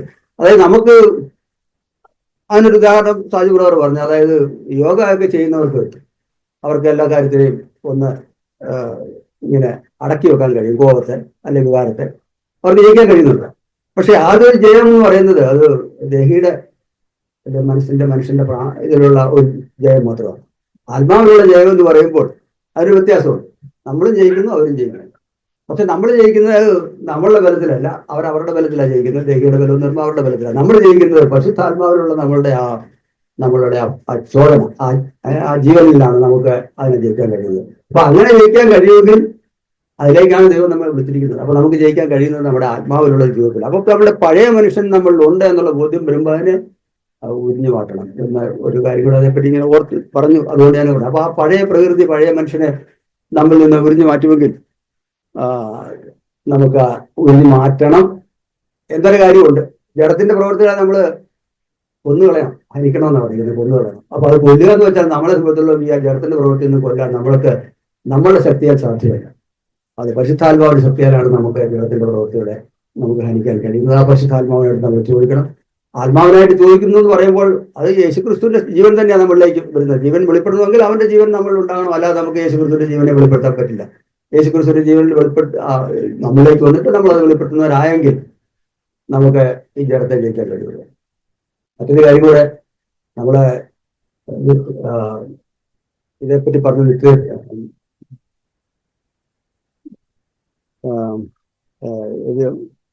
ആ, നമ്മളെ നിത്യതയെ പറ്റി പറഞ്ഞു. നിത്യതയെ പറ്റി പറയുമ്പോഴേ നമ്മൾ ഈ പ്രവൃത്തികളിലൊക്കെ ക്ലിയർ ആയി കഴിഞ്ഞാൽ നമുക്ക് കർത്താവ് വരുമ്പോഴേ നമ്മൾ അങ്ങനെ അങ്ങ് ചെന്ന് കർത്താവിനെ ഒന്നും പ്രത്യേകിച്ചൊന്നും ചെയ്യാനില്ല. നമ്മൾ അങ്ങ് ചെല്ലുമ്പോൾ കർത്താവിനെ നമുക്ക് കാണാൻ കഴിയും. കർത്താവ് നമ്മളെ സ്വീകരിക്കും. കർത്താവിനെ സ്വീകരിക്കണമെങ്കിൽ നമ്മൾ കർത്താവിനെ പോലെ ആവണം. അത് ഒരു ദിവസം കൊണ്ട് ആകുമെന്നൊക്കെ അങ്ങനെ നമ്മളൊന്ന് പറഞ്ഞു വെച്ചുകൊണ്ട് കാര്യമാവുന്നില്ല. ഈ ഒരു ദിവസത്തിൽ നമ്മൾ ആകണമെങ്കിൽ നമ്മൾ അവനോട് കൂടി ഇവിടെ ആയിരിക്കണം. അവന്റെ സ്വഭാവത്തെ ഇവിടെ വെളിപ്പെടുത്തുന്നവരായിട്ട്, അവനെന്ന് പറഞ്ഞാൽ അവിടുത്തെ സ്വഭാവത്തെ, യേശുക്രിസ്തുവിന്റെ സ്വഭാവത്തെ വെളിപ്പെടുത്തുന്നവരായിട്ട് നമ്മൾ ഈ ഭൂമിയിൽ ജീവിച്ചെങ്കിൽ മാത്രമേ അത് നമ്മളെ അസാധ്യമായ കാര്യമാണെന്ന് കർത്താവിന് അറിയാം. അതുകൊണ്ട് തന്നെ കർത്താവ് പറഞ്ഞത് നിങ്ങൾക്ക് ഞാൻ എൻ്റെ ശക്തിയായിരിക്കും. അപ്പോൾ അങ്ങനെ ശക്തി സ്വീകരിച്ചെങ്കിൽ മാത്രമേ നമുക്ക് അവിടുത്തെ സ്വഭാവത്തെ വെളിപ്പെടുത്താൻ പറ്റൂ. സ്വഭാവത്തെ വെളിപ്പെടുത്തണം, അത് അവിടുന്ന് ആഗ്രഹിക്കുന്നുണ്ട്. നമ്മുടെ പരാജയങ്ങളിൽ നമ്മളോട് സഹകരിക്കുന്ന കർത്താവാണെന്ന് നമ്മൾ പറയുമ്പോൾ നമ്മൾ പരാജയങ്ങളെ ഏറ്റുപറഞ്ഞിട്ട് നമ്മളെ അതിൽ നിന്ന് വിടുവിച്ച് നമ്മളെ വീണ്ടും കർത്താവോട് ചേർന്ന് നടക്കാൻ നമ്മളെ സഹായിക്കണം. ഇന്നലെ ആ വാക്യവും ഞങ്ങളിങ്ങനെ ഓർത്തു. എബ്രായലേഖനം 4:15, അതിൻ്റെ കൂടെ എബ്രായലേഖനം 2:17-18 വാക്യങ്ങളിലൂടെ ഓർക്കുന്നതുകൊണ്ടായിരിക്കും. അപ്പോൾ കർത്താവ് നമ്മളെ പോലെ ജീവിച്ച് കാണിച്ചത് കൊണ്ടാണ് കർത്താവ് നമ്മൾ ഇന്നത് ആഗ്രഹിക്കുന്നത്. എങ്കിൽ നമുക്ക് ഭൂമിയിൽ കർത്താവ് എങ്ങനെ ജീവിച്ചു അതുപോലെ ജീവിക്കാനുള്ള കൃപയെ നമുക്ക് അവിടുത്തോട് ചോദിച്ചു പിടിക്കാം. ആ കൃപ അവിടുന്ന് തന്നാൽ, കൃപ എന്ന് പറയുമ്പോൾ അത് പരിശുദ്ധാത്മാവ് തന്നെ 90%. ബാക്കി ചില കാര്യങ്ങളിൽ നമുക്ക് കൃപയുടെ അർത്ഥവ്യത്യാസമൊക്കെ വരുമെങ്കിൽ അതുപോലെ ആ ലാംഗ്വേജ് നമുക്ക് വിട്ടിട്ട് നമുക്ക് അവിടുത്തെ കൃപയെ ചോദിച്ചു പിടിക്കാം. പരിശുദ്ധാത്മാവ് നമുക്ക് ലഭിച്ച് ആ ആത്മാവിലൊരു ജീവിതം നടത്തി നമുക്ക് ഇവിടുന്ന് അവിടുത്തെ വരവെങ്കിൽ നമുക്ക് അവിടുത്തെ ചേരണം. അവിടുത്തെ പോലെ ആയിട്ട് അവിടുത്തെ ചേരണം. എങ്കിലേ അവിടുത്തെ പോലെ ആകിലേ കാണാനൊക്കെയുള്ളൂ. കാരണം ഒരു നമ്മൾ അവിടുത്തെ അതേ സ്വഭാവത്തിലാകണമെങ്കിൽ മാത്രമേ നമുക്ക് ആ തേജസ് ദർശിക്കാൻ പറ്റുള്ളൂ. തേജസ് ദർശിക്കുക എന്നുള്ളതാണല്ലോ, ആ തേജസ്സിലായിരിക്കുക. ഇപ്പോൾ കർത്താവിന്റെ തേജസ്സിൽ നമ്മൾ ആയിത്തീരേണ്ടതുണ്ട്. അപ്പൊ ആ തേജസ് നമ്മൾ ആഗ്രഹിക്കാം, നമുക്ക് പ്രാർത്ഥിക്കാം. നമ്മളുടെ ഈ വിഷയങ്ങൾ, കേട്ട വിഷയങ്ങളൊക്കെ നമ്മളുടെ ശുദ്ധീകരണത്തിനായിട്ട് നമ്മെ ആക്കിയ തീർക്കട്ടെ. ഇന്നത്തെ കർത്തൃപരീക്ഷയിൽ പങ്കെടുക്കുമ്പോഴും രാശിയോടെ ആരും തിരിച്ച് മടങ്ങി പോകേണ്ട, നമുക്ക് അത്ര ഒന്നും ആയിട്ടില്ല എന്നുള്ള ചിന്ത വേണ്ട. ഏറ്റുപറയാനുള്ള അവസരം കർത്താവ് നമുക്ക് ഇതും തന്നിട്ടുണ്ട്. കർത്താവെ ഞങ്ങളെ സഹായിക്കണം, എന്റെ ആത്മാവിനെ തന്നെ ഞങ്ങളെ ബലപ്പെടുത്തി ഞങ്ങളെ മുന്നോട്ട് നയിക്കണം. ഇന്ന് ഞങ്ങളെ ഇവിടെ അവിടുന്ന് ഞങ്ങളെ സ്വീകരിച്ച് ഞങ്ങളുടെ പാവങ്ങളെ ക്ഷമിച്ചു എന്ന ബോധ്യം തന്നെ ഞങ്ങൾക്ക് കർത്തൃപരീക്ഷയിൽ പങ്കെടുക്കാൻ സഹായിക്കണമേ എന്നുള്ള പ്രാർത്ഥനയോട് നമുക്ക് അയക്കാം. കർത്താവ് സഹായിക്കട്ടെ. ദൈവതിരുനാമം മഹത്വപ്പെടട്ടെ. നമ്മളിന്ന് ദൈവം കേൾപ്പിച്ചത് കാണുന്നതിനെ അല്ല, നമ്മൾ കാണാത്തതിനെ അത്ര നോക്കി പാർത്തിട്ടിരിക്കും. അതുകൊണ്ട് കണ്ണോടച്ചിരുന്ന് ഇപ്പൊ കാണാത്തതിനെ ഒന്നും നോക്കണട്ടോ, കണ്ണുറന്നിരുന്ന് കണ്ടോ. പിന്നെ നമ്മള് അതില് ഈ കാണാത്തതിനെ നമ്മൾ പ്രത്യാശിക്കണമെങ്കിൽ അത് നമ്മള് ദൈവവചനത്തിൽ തന്നെ പറഞ്ഞിരിക്കുന്ന മനുഷ്യന്റെ കണ്ണ് കണ്ടിട്ടില്ല, മനുഷ്യഹൃദയം ആസ്വദിച്ചിട്ടില്ല, എങ്കിലും ആത്മാവിനാൽ ദൈവം നമ്മൾക്കത് വെളിപ്പെടുത്തി തന്നിരിക്കുന്നത്. അപ്പൊ ആത്മാവിനാൽ നമ്മൾക്ക് വെളിപ്പെടുത്തി തന്നൊരു കാര്യത്തിനാണ് നമ്മൾ എന്ത് ചെയ്യുന്നത്, നോക്കി പാർത്തുകൊണ്ട് ഇരിക്കുന്നത്. അപ്പൊ അതിനെ നമ്മൾ നോക്കി ജീവിക്കുമ്പോൾ നമ്മൾ ഉപേക്ഷിക്കേണ്ട, അല്ലെങ്കിൽ നമ്മൾ ലോകം പ്രാധാന്യം കൊടുക്കുന്ന 4 കാര്യത്തിന് നമ്മൾ പ്രാധാന്യം കൊടുക്കാതെ ജീവിക്കുന്നതിനെ കുറിച്ചാണ് നമ്മൾ ദൈവം കേൾപ്പിച്ച ആ കാര്യം. ഈ 4 കാര്യത്തിന് നമ്മൾ പ്രാധാന്യം കൊടുത്ത് ജീവിക്കുമ്പോൾ നമ്മൾ നോക്കുന്നത് എവിടെയാണ്? നമ്മൾ ഈ ഭൂമിയിലേക്കാണ് നോക്കുന്നത്. അതിന് സാഗ് ബ്രദർ പറഞ്ഞ പോലെ നമ്മൾ ഈ ഭൂമിയിൽ നിന്ന് കുറെ അകലം പോകണം. അപ്പോഴേ നമ്മൾ ഈ കാര്യങ്ങളൊക്കെ ചെറുതായിട്ട് കാണത്തുള്ളൂ. അപ്പൊ നമ്മൾ എവിടെ ചെല്ലണം? സ്വർഗത്തിലാണ് നമ്മൾ ഇരുത്തിയിരിക്കണമെങ്കിൽ, നമ്മൾ അവിടെയാണ് ഇരിക്കണമെങ്കിൽ നമ്മൾ ഭൂമിയിലോട്ട് നോക്കുമ്പോൾ ഇതൊക്കെ വളരെ ചെറുതായിട്ട്. അപ്പൊ ഇതിനൊട്ടും പ്രാധാന്യം നമ്മൾ കൊടുക്കത്തില്ല. വളരെ പ്രാധാന്യം. കാര്യം ഏതാണ് പൗലോസപ്പോസ്തലൻ പറഞ്ഞ, ഇതെല്ലാം ഞാൻ ചവറെന്ന് എണ്ണെന്ന്. ഒരു ചവറ് എന്തെങ്കിലും കത്തിപ്പോയാൽ നമ്മൾ സങ്കടപ്പെടുവോ? അയ്യോ എൻ്റെ ചവറ് അവിടെ കിടന്ന് കത്തിപ്പോയി. ഇതുപോലെ നമ്മൾക്കിത് ഈ പ്രാധാന്യം കൊടുക്കുന്നില്ല എന്ന് നമ്മൾ പറയുമ്പോൾ, ഇന്ന് ബ്രദർ പറഞ്ഞ ഒരു കാര്യമുണ്ട്, നമ്മൾക്കത് ഒരു നഷ്ടം വരുമ്പോഴാണ് നമ്മൾ അതിന് എന്ത് ചെയ്യുന്നത്, അതിൽ നമ്മൾ അയ്യോ എനിക്കത് നഷ്ടം വന്ന് പോയില്ല എന്നുള്ള ആ ഒരു സങ്കടം നമ്മൾക്ക് വരുമ്പോൾ, അല്ലെ നമ്മുടെ സമാധാനം നമ്മൾക്ക് അതിൽ നിന്ന് പോകുമ്പോൾ നമ്മൾ പ്രാധാന്യം കൊടുത്തിരുന്നത് എന്തിനായിരുന്നു? നമ്മൾ ഈ കാര്യത്തിനായിരുന്നു. പക്ഷേ നിത്യത നമുക്ക് നഷ്ടം വന്ന് എന്ന് നമ്മൾ വിചാരിച്ചാൽ നമ്മൾക്ക് അതിനെന്തുണ്ടാകത്തില്ല, നമ്മൾക്കൊരു സങ്കടം ഉണ്ടാവും. കർത്താവ് ഇന്നത്തെ ജീവിതത്തിൽ, ഇന്നത്തെ എൻ്റെ ആ ഒരു കാര്യത്തിൽ എൻ്റെ കർത്താവുമായിട്ട് എനിക്ക് അടുത്തിരിക്കാൻ ഒത്തില്ല, അല്ലെങ്കിൽ എൻ്റെ നിത്യത നഷ്ടപ്പെട്ടു പോകുന്നൊരു ജീവിതത്തിലേക്കാണ് ഞാൻ പോകുന്നത്. എന്നോർത്ത് നമ്മൾക്കൊരു സങ്കടം ഉണ്ടാവും. നമ്മൾ ഇന്ന് ബ്രദർ അതെല്ലാം പറഞ്ഞു കഴിഞ്ഞ് അവസാന കാര്യം പറഞ്ഞത് ഹബക്കുക്കിന്റെ പുസ്തകത്തിൽ നിന്ന് പറഞ്ഞപ്പോൾ എന്താ പറഞ്ഞു? ഈ എല്ലാവരും കൈപൊക്കി, എന്താ ഇതൊന്നും ഞങ്ങൾക്ക് കഷ്ടപ്പെട്ടാലും കുഴപ്പമില്ല. എന്തുവാണ്? അത്തി നമുക്കില്ല, മുന്തിരിവള്ളിയും നമുക്കില്ല, അത് നഷ്ടപ്പെട്ട് അതും പൂത്തില്ലെങ്കിലും നമുക്ക് കുഴപ്പമൊന്നുമില്ല. പിന്നെ ആടുമില്ല, പശുവും ഇല്ല. അപ്പൊ ഇതൊരു ഒരു ദൈവദാസൻ പ്രസംഗിച്ചോണ്ടിരുന്നപ്പോഴേ ഇതുപോലെ പറഞ്ഞ് 2 പേരെയുള്ളവര് ഒന്ന് ആർക്കെങ്കിലും കൊടുക്കും, ഇല്ലാത്തവന് കൊടുക്കാതെ എല്ലാവരും കൈപൊക്കി കൊടുക്കാമെന്ന് പറഞ്ഞു. അപ്പോൾ 2 കാറുള്ളവർ ഒരെണ്ണം കൊടുക്കും, എല്ലാവരും കൈപൊക്കി. അപ്പൊ പറഞ്ഞ് 2 പശുവുള്ളവര് ഒരാളിന് കൊടുക്കും, അപ്പൊ കുറച്ചുപേര് കൈപൊക്കില്ല. എന്താ? അതെല്ലാവർക്കും 2 പശുവുള്ള കുറച്ചുപേര് അവിടെ ഉണ്ടായിരുന്നു എന്ന് പറഞ്ഞതുപോലെ നമ്മള് ഈ ബ്രദർ ഈ കാര്യം പറഞ്ഞതിൽ നമ്മൾ സ്വാഭാവികമായിട്ട് നമ്മൾക്കുണ്ടാവുന്ന ഒരു കാര്യം ലളിതമായി ബ്രദർ അത് പറഞ്ഞായിരുന്നു. നമ്മൾ ഇന്ന് പാചകം ചെയ്തുകൊണ്ടിരിക്കുമ്പോൾ പകുതി വേവായപ്പോൾ ഗ്യാസ് തീർന്നു പോയി. അപ്പോഴേ വിറവുമില്ല. അപ്പോൾ നമ്മുടെ സമാധാനം നഷ്ടപ്പെടുവോ? അപ്പോൾ നമ്മൾ ദൈവത്തിന് സ്തോത്രം പറയുമോ? ഞാനും ഇതറിയാതെ ആയിരിക്കും ചിലപ്പോൾ വീട്ടിൽ വരുന്നത്. അതിന് പകുതി വേവുള്ള ചോറ് പോയി വെച്ച്. അപ്പൊ ഞാനെന്ത് പറയും? അല്ലേലും നീ ഇങ്ങനെ തന്നെയാണ്, ഇന്നുവരെ കല്യാണം കഴിച്ചിട്ട് ഒരു നല്ല ആഹാരം ഇതുവരെ വെച്ച് തന്നിട്ടില്ല. അപ്പോൾ നമ്മൾക്ക് തൃപ്തി ഉണ്ടായി ഈ കിട്ടിയ ജീവിതത്തിൽ, നമ്മൾക്ക് കിട്ടിയ ജീവിതത്തിൽ ഭാര്യ, ഭർത്താവിൽ, ഇതൊക്കെ നമുക്ക് തൃപ്തി ഉണ്ടാ? ഇതിലൊക്കെ നമ്മൾക്ക് തൃപ്തിയായിട്ട് ജീവിക്കുമ്പോഴാണ് നമ്മൾക്ക് നല്ലൊരു ആരോഗ്യമുള്ള ശരീരം കിട്ടിയില്ല, നമുക്ക് അതിൽ തൃപ്തിയുണ്ടോ? എപ്പോഴും ക്ഷീണമുള്ള ഒരു ശരീരമാണ്. ഈ ക്ഷീണമുള്ള ശരീരത്തോടെ നമുക്ക് ഇവിടെ വരുവാനും ദൈവത്തിനെ വിളിക്കുവാനും ദൈവത്തെ അറിയുവാനും ഒക്കെ നമ്മൾക്ക് ഭാഗ്യം ലഭിച്ചല്ലോ എന്നോർത്ത് നമ്മൾ സന്തോഷിക്കുക. എപ്പോഴും കർത്താവിലാണ് നമ്മൾ സന്തോഷിക്കുന്നത്. എപ്പോഴും ലോകത്തിന്റെ സുഖങ്ങളിൽ, സ്ഥാനമാനങ്ങളിൽ, സമ്പത്തിൽ, ഇതിലെല്ലാം നമ്മൾ സന്തോഷിക്കുന്നത്. ഇതൊക്കെ നമ്മൾക്ക് ആവശ്യമുണ്ടെന്ന് കരുതി കർത്താവ് നമ്മൾക്ക് എന്ത് ചെയ്തിട്ടുണ്ട്? തന്നിട്ടുണ്ട്. ഇന്ന് ഇവിടെ വന്ന് നമ്മൾക്ക് എന്തുവാ പറഞ്ഞ ഈ കർത്താവിന്റെ കൂടെ ഇന്ന് ഈ സഭായോഗത്തിൽ പങ്കെടുക്കുവാൻ നമുക്ക് എന്ത് വേണം? വണ്ടിക്കൂലിയും പൈസയും ഒക്കെ വേണം. അതിനുള്ളത് നമുക്ക് എന്ത് ചെയ്ത്? കർത്താവ് തന്നുകൊണ്ടല്ലേ നമ്മൾ വന്നത്. അത് തരാതിരുന്നില്ലല്ലോ. അത് നമ്മൾക്ക് ആവശ്യമുള്ളത് കർത്താവ് തന്നിട്ടുണ്ട്. പക്ഷെ അതിൽ നമ്മൾ തൃപ്തരാണോ എന്നുള്ളതാണ് നമ്മൾ നോക്കേണ്ടത്. അങ്ങനെയാണെങ്കിൽ നമ്മൾ എതിനെ നോക്കി പാർക്കുന്നു? ഈ ലോകത്തിലെ സുഖ സൗകര്യങ്ങളും സ്ഥാനമാനവും സമ്പത്തും ജോലിയും ഒന്നും അല്ല. അത് നമ്മൾക്ക് ആവശ്യമുണ്ടെന്ന് കണ്ട് നമ്മൾക്ക് ഓരോരുത്തർക്കും അതിൻ്റെ ആയിട്ടുള്ള രീതിയിൽ തന്നിട്ടുണ്ട്. പക്ഷേ നമ്മൾ അതല്ല നോക്കി പാർക്കേണ്ടത്. നമ്മൾ ഉന്നതത്തിലുള്ളതിനെയാണ് നമ്മൾ നോക്കി, നിത്യതയാണ് നമ്മൾ നോക്കിയിരിക്കുന്നെങ്കിൽ നമ്മൾ എന്ത് ചെയ്യും? നമ്മൾ ഇതൊക്കെ ചവറന്ന് എന്നും. അത് നമ്മൾ ഈ ഇവിടെ വരുമ്പോൾ, അല്ലെങ്കിൽ പ്രത്യേകിച്ച് നമ്മൾ ചിലപ്പോൾ സഭയിലേക്ക് കടന്നു വരുന്നത് ചിലപ്പോൾ ഒരു രോഗത്താൽ നമ്മൾ വലഞ്ഞ് അങ്ങനെ ആയിരിക്കും വന്ന ഒരാൾ നമ്മളോട് ദൈവവചനമൊക്കെ പറഞ്ഞ് ഈ ഒരു രോഗസൗഖ്യത്തിനായിരിക്കും നമ്മൾ എന്ത് ചെയ്യുന്നത്? സഭയിലേക്ക് ചിലപ്പോൾ കടന്നു വരുന്നത്. ചിലപ്പോൾ ജോലിയില്ലാതെ നമ്മൾ വലയുന്നു, ദാരിദ്ര്യം അല്ലെങ്കിൽ ഒരു ഭവനമില്ലാതെ നമ്മൾ ബുദ്ധിമുട്ടുന്നു. അങ്ങനെയൊക്കെ ഉള്ള ഒരു കണ്ടീഷനൊക്കെ ആയിരിക്കും പലപ്പോഴും നമ്മൾ എന്ത് ചെയ്യുന്നത്? ദൈവത്തെ അറിഞ്ഞ് നമ്മുടെ അടുത്തുള്ള ഇതുപോലെ സഹോദരന്മാരെ നമ്മളോട് ദൈവവചനമൊക്കെ പറഞ്ഞ് നമ്മൾ എന്ത് ചെയ്യുന്നത്? കർത്താവിൻ്റെ സന്നിധിയിലേക്ക് നമ്മൾ വരുന്നത്. അപ്പം നമ്മൾ എന്തിനാണ് നമ്മൾ വന്നത്?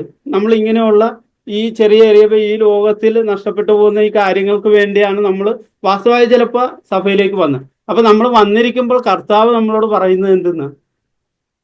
നമ്മൾ ഉദ്ദേശിച്ച കാര്യമല്ല ദൈവം നമ്മൾക്ക് തരുന്നത്, അതിനും മേലെ ആണ് കർത്താവ് നമ്മൾക്ക് തരുന്നത്. നമ്മൾ ഉദ്ദേശിച്ചു വന്ന കാര്യം എന്തായിരുന്നു? അതല്ല കർത്താവ് നമ്മളുടെ കയ്യിൽ തരുന്നത്.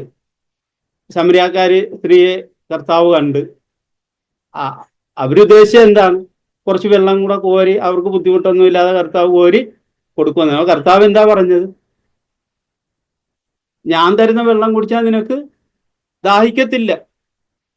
അപ്പൊ കർത്താവ് കൊടുക്കാൻ പോകുന്ന വെള്ളം എന്തായിരുന്നു? അവൾക്ക് ഒരിക്കലും ദാഹിക്കത്തുമില്ല. പിന്നെ അവള് കിണറ്റിന്റെ അടുത്ത് വരികയും വേണ്ട എന്ന് പറയുമ്പോൾ നമ്മൾ ഭൗതികമായ കാഴ്ചപ്പാടിലല്ല, അത് ആത്മീയമായ കാഴ്ചപ്പാടില്ല. നമ്മൾക്ക് ആത്മീയമായിട്ട് കർത്താവ് നമ്മൾക്കത് കാണിച്ചു തന്നിട്ടുണ്ടെന്നാണ് പറഞ്ഞത്. അപ്പൊ നമ്മൾ ആത്മീയമായിട്ട് നമ്മൾ കാണുമ്പോൾ അവള് പിന്നെ ഇതിനൊക്കെ വേണ്ടി ഒരുപാട്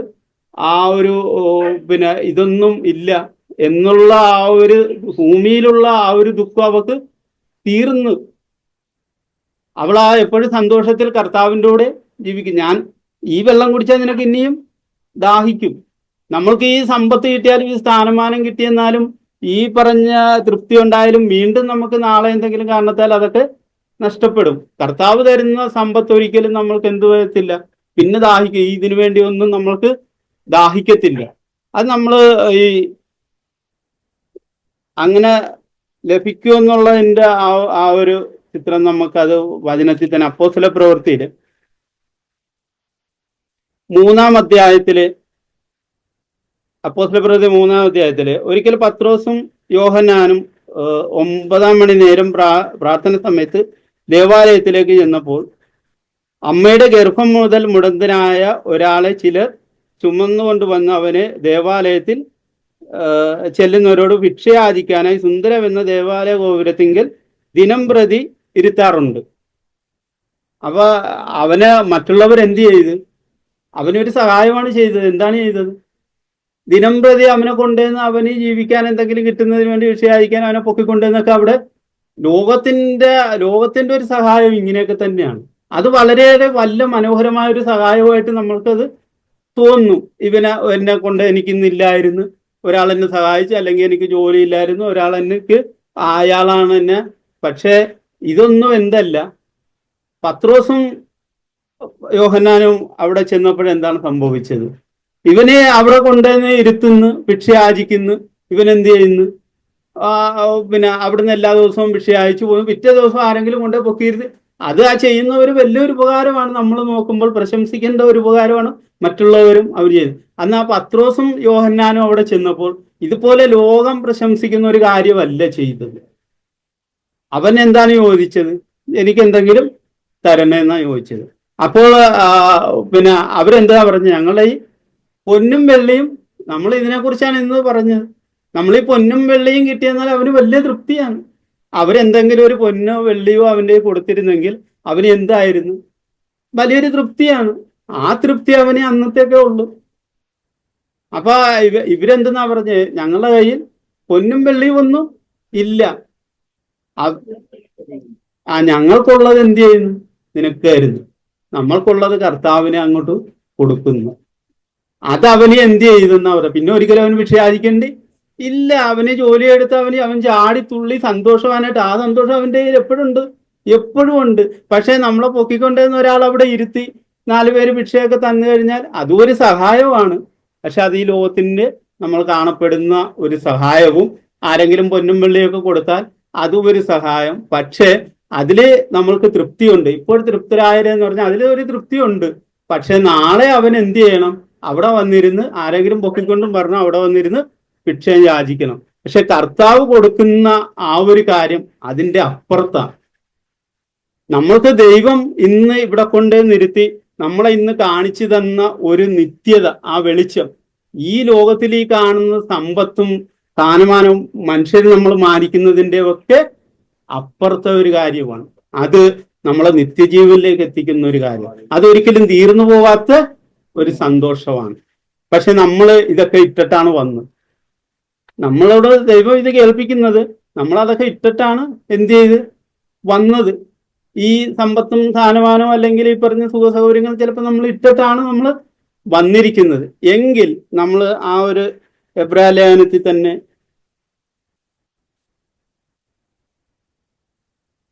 11:13 വാക്യത്തില് ഇവരെല്ലാവരും വാഗ്ദത്തം നിവൃത്തി പ്രാപിക്കാതെ ദൂരത്ത് നിന്ന് അത് കണ്ടും അഭിനന്ദിച്ചും ഭൂമിയിൽ തങ്ങൾ അന്യരും പരദേശികളുമെന്ന് ഏറ്റുപറഞ്ഞുകൊണ്ട് വിശ്വാസത്താൽ മരിച്ചു. അങ്ങനെ പറയുന്നവർ ഒരു പിതൃദേശം അന്വേഷിക്കുന്നു.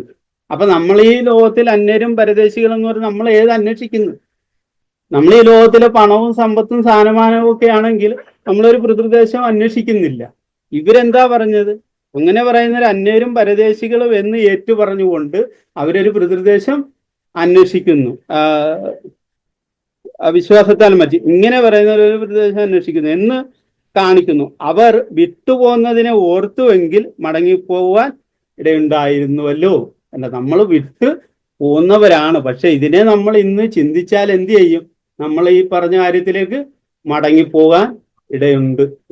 അപ്പൊ പോകാതിരിക്കാനാണ് ഇന്ന് നമ്മൾ ദൈവവചനം ഇത്ര ശക്തമായിട്ട് കേൾപ്പിച്ചത്. അപ്പൊ വിട്ടുപോകുന്നതിനെ അവർ ഓർത്തുവെങ്കിൽ എന്തുണ്ടായിരുന്നു? മടങ്ങിപ്പോവാൻ ഇടയുണ്ടായിരുന്നു. അതുകൊണ്ട് എന്താ പറ്റിയത്? ഇടയുണ്ടായിരുന്നുവല്ലോ. അവരോ അധികം നല്ലതിനെ, സ്വർഗീയമാതിനെ തന്നെ കാംക്ഷിച്ചിരുന്നു. ആകയാൽ ദൈവം അവരുടെ ദൈവം എന്ന് വിളിക്കപ്പെടുവാൻ ലജ്ജിച്ചതുമില്ല. അവര് എന്ത് ചെയ്തത് കൊണ്ടാണ് ദൈവം അവരുടെ ദൈവം എന്ന് വിളിക്കാൻ ലജ്ജിക്കാഞ്ഞത്? നല്ലതിന്, സ്വർഗീയമായതിന് കാംക്ഷിച്ചതുകൊണ്ട്. നമ്മൾ നിത്യതയാണ് കാംക്ഷിക്കുമെങ്കിൽ ദൈവത്തിന് നമ്മൾ നോക്കിയിട്ട് ഇവരുടെ ദൈവം എന്ന് പറയാൻ ലജ്ജിക്കത്തില്ല. യേശുക്രിസ്തുവിനെ നോക്കിയിട്ട് എന്തുകൊണ്ടാണ് യേശുക്രിസ്തു ഇതുപോലെ ഈ ഭൂമിയിലേക്ക് വന്നപ്പോൾ ഈ ഭൂമിയിലെ സുഖ സൗകര്യങ്ങളും മനുഷ്യർ രാജാവാക്കാനും ഒക്കെ ഒരുങ്ങിയിട്ട് അതൊക്കെ വിട്ട് പിതാവിന്റെ ഇഷ്ടം ചെയ്ത് എവിടെ യേശു ഇരിക്കുന്നു? പിതാവിന്റെ സന്നിധിയിൽ ഇരിക്കുന്നു. ആ സ്ഥലത്തേക്ക് പോകാൻ നമ്മളും ആഗ്രഹിച്ചിരിക്കുകയാണെങ്കിൽ ആ യേശുവിനെ പോലെ യേശുവും ലജ്ജിച്ചില്ല. യേശു എന്താ പറഞ്ഞ? യേശുവും ഈ ഭൂമിയിൽ പിതാവിന്റെ ഇഷ്ടം ചെയ്യാൻ ലജ്ജിച്ചില്ല. എന്താ അപ്പോ പിന്നെ യേശു അതേപോലെ ലജ്ജിക്കാതെ പിതാവിന്റെ ഇഷ്ടം ചെയ്ത് ആ പിതാവിന്റെ സന്നിധിയിൽ എത്തിയ പോലെ നമ്മളും ഈ ഭൂമിയിൽ എന്ത് ചെയ്യണം? മനുഷ്യര് നമ്മളെ നല്ലവരെന്ന് പറയാനല്ല ആഗ്രഹിക്കുന്നു. മനുഷ്യര് നമ്മളെ നന്മ കണ്ടിട്ട് മനുഷ്യർ നല്ലവരെന്ന് പറയട്ടെ, അത് കുഴപ്പമില്ല. പക്ഷെ അതല്ല, നമ്മൾ ഈ ഭൂമിയിലെ സുഖ സൗകര്യങ്ങളിലും ജീവിച്ച് ഒരു നന്മ ആഗ്രഹിക്കാതെ ആ പിതൃഭവനം കാംക്ഷിച്ചുകൊണ്ട് അധികം നല്ലതിന് സ്വർഗീയമായതിനെ തന്നെ നമ്മൾ കാംക്ഷിക്കുമ്പോൾ ദൈവം നമ്മളുടെ ദൈവം എന്ന് പറയാൻ ഒരിക്കലും ലജ്ജിക്കത്തില്ല. ഇതിലേക്കാണ് ഇന്ന് ആ ഒരു ദേശത്തേക്കാണ് ഇന്ന് നമ്മളെ ദൈവം കാണിച്ചു തരുന്നത്. അപ്പോൾ നമ്മൾ ഈ പറയുന്ന കാര്യങ്ങളെല്ലാം നമ്മൾ എന്ത് ചെയ്യണം? ചവറന്ന് എണ്ണണം. പക്ഷെ നമ്മുടെ ജീവിതത്തിൽ, അനുദിന ജീവിതത്തിൽ ഓരോ സമയവും നമ്മൾക്കുണ്ടാകുന്ന ആ ഒരു കാര്യം, ആ ഒരു അവസ്ഥയിൽ നമ്മൾക്ക് എന്തെങ്കിലും നഷ്ടപ്പെടുന്ന ആ ഒരു അവസ്ഥ, ഇതിലെല്ലാം നമ്മൾ സ്തോത്രത്തോടെ ദൈവത്തിന് നന്ദി പറഞ്ഞുകൊണ്ട് എൻ്റെ കർത്താവിന് കഴിയാത്തതായിട്ട് വിശ്വാസം, അതാ നമ്മൾ വിശ്വാസത്താൽ ജീവിക്കും എന്ന് പറഞ്ഞാൽ എൻ്റെ കർത്താവിന് എന്നെ ഇവിടുന്ന് രക്ഷിക്കാൻ കഴിയാത്തതായ ഒരു കാര്യവുമില്ല. അതാണ്. അപ്പോൾ ആ വിശ്വാസത്താലാണ് നമ്മൾ ജീവിക്കുന്നത്. ആ വിശ്വാസത്തിലാണ് നമ്മൾ ഇതെല്ലാം എന്ത് ചെയ്യുന്നത്. എന്തെങ്കിലും നഷ്ടപ്പെട്ടു പോയെങ്കിൽ എന്താണ് അത് തരാൻ എൻ്റെ കർത്താവിന് സാധിക്കും. അബ്രഹാം എന്താണ് ചെയ്തത്? ഏകമകനെ സമർപ്പിക്കാൻ പറഞ്ഞപ്പോൾ അതെന്താണ്? അത് വിശ്വാസത്താലാണ് അബ്രഹാം അത് ചെയ്തത്. വിശ്വാസത്താൽ എന്ന് പറഞ്ഞാൽ എൻ്റെ ദൈവത്തിന് അത് തരാൻ സാധിക്കും. ദൈവം തന്നത്, ദൈവം ചോദിച്ചതിന് അത് കുഴപ്പമില്ല. നമ്മൾ അതുപോലെയാണ്. നമ്മൾ ഇതേപോലുള്ള എന്തെങ്കിലും ജോലിയോ സ്ഥാനമാനങ്ങളോ ഇതൊക്കെ നമ്മൾക്ക് നഷ്ടപ്പെടുമ്പോഴാണ് നമ്മളുടെ സമാധാനം പോകുന്നത്. അപ്പോഴാണ് നമ്മൾ ദൈവത്തെ ആണോ അതിനായിരുന്നോ നമ്മൾ ആരാധിച്ചത് എന്നാണ് നമ്മൾ അപ്പോഴാണ് മനസ്സിലാക്കുക. അപ്പോഴും നമ്മൾ എനിക്ക് അതിലും വലുത് തരാൻ ദൈവത്തിന് കഴിയും എന്നുള്ള ആ വിശ്വാസത്തിൽ, അതിനെയല്ല, എൻ്റെ ദൈവത്തിനാണ് ശക്തി. ഞാൻ ജീവിക്കുന്നത് എൻ്റെ ദൈവത്തിലാണ്. ഞാൻ ഇന്ന് എഴുന്നേൽക്കുമ്പോൾ ഞാൻ ഓർക്കുന്നത് എൻ്റെ കർത്താവാണ് എന്നെ എന്ത് ചെയ്തത്? സംരക്ഷിച്ചത്. എനിക്ക് വലിയ ശരീര ക്ഷീണവും വേദനയൊക്കെ ഉണ്ട്. എന്നാൽ ഇന്ന് ഉറങ്ങാൻ എനിക്ക് കഴിഞ്ഞത് എൻ്റെ കർത്താവിൻ്റെ കരത്തിൽ കിടന്നുറങ്ങിയത് കൊണ്ടാണ്. എൻ്റെ കർത്താവിൻ്റെ കൂടെ ഉണ്ടായിരുന്നത് കൊണ്ടാണ് ഞാൻ ഇന്ന് സുഖമായിട്ട് ഉറങ്ങി എഴുന്നേറ്റ് വന്നത്. ഒരു സമാധാനക്കുറവുമില്ലാതെ സന്തോഷത്തോടെ കുടുംബമായിട്ടിരുന്ന് ജീവിതം നയിക്കാൻ സാധിച്ചത് എനിക്ക് ദൈവത്തെ അറിഞ്ഞതുകൊണ്ടാണ്, കർത്താവിൻ്റെ വീട്ടിൽ വന്നതുകൊണ്ടാണ്. നമ്മൾ നേരത്തെ പറഞ്ഞതുപോലെ ഇതൊക്കെ ബ്രദർ ഒരു കാര്യം ചോദിച്ചപ്പോൾ എല്ലാവരും ഏറ്റുപറഞ്ഞൊരു കാര്യം എന്താണ്? എന്തോ പറഞ്ഞു പിന്നെ കപടഭക്തിയാ, ഭക്തിയുടെ വേഷം. നമ്മൾ ഈ സ്വർഗീയമാതിനെ കാംക്ഷിക്കുന്നതൊക്കെ പറയുമ്പോഴേ, നമ്മൾ ഇങ്ങനെ വരുമ്പോഴേ ഈ അവസരത്തിലൊക്കെ നമ്മൾ അതിൽ നിന്ന് നമ്മുടെ സമാധാനം പോകുമ്പോൾ നമ്മൾ യഥാർത്ഥത്തിൽ ഭക്തിയുടെ വേഷമാണ് ധരിച്ചിരുന്നത്. ഭക്തിയുടെ വേഷം, അതായത് അതിൻ്റെ മറ്റൊരു വാക്ക് കപടഭക്തി. ഈ കപടഭക്തിക്കാരെവിടെയാ പോകുന്നതെന്നറിയാവോ? ആദ്യം കപടഭക്തിക്കാരെ നമ്മൾ വെളിപ്പാട് പുസ്തകത്തിൽ ഒരു കാര്യം പറയുന്നില്ല, അവനെ ആദ്യം എന്താ കള്ളപ്രവാചകന്മാരെയും എല്ലാവരെയും എന്ത് ചെയ്ത് തീപ്പൊക്കയിലിട്ട്, അത് കഴിഞ്ഞാണ് പിശാചിനെ എടുത്തിടുന്നത്. അപ്പൊ ഈ ഭക്തിയുടെ വേഷം, അതായത് കപടഭക്തി ധരിക്കുന്നവരെയാണ് ആദ്യം നരകത്തിലോട്ട് ഇടുന്നത്. അതിന്റെ പുറകെയായിരിക്കും ചിലപ്പോൾ ഈ പിശാചിനെ എടുത്തിടുന്നത്. അപ്പൊ നമ്മൾ ഭക്തിയുടെ വേഷം ധരിച്ചാൽ നമ്മൾ എവിടെ പോകും? അങ്ങനെയാണെങ്കിൽ നമ്മൾ നോക്കി പാർക്കുന്നത് എവിടെയാണ്?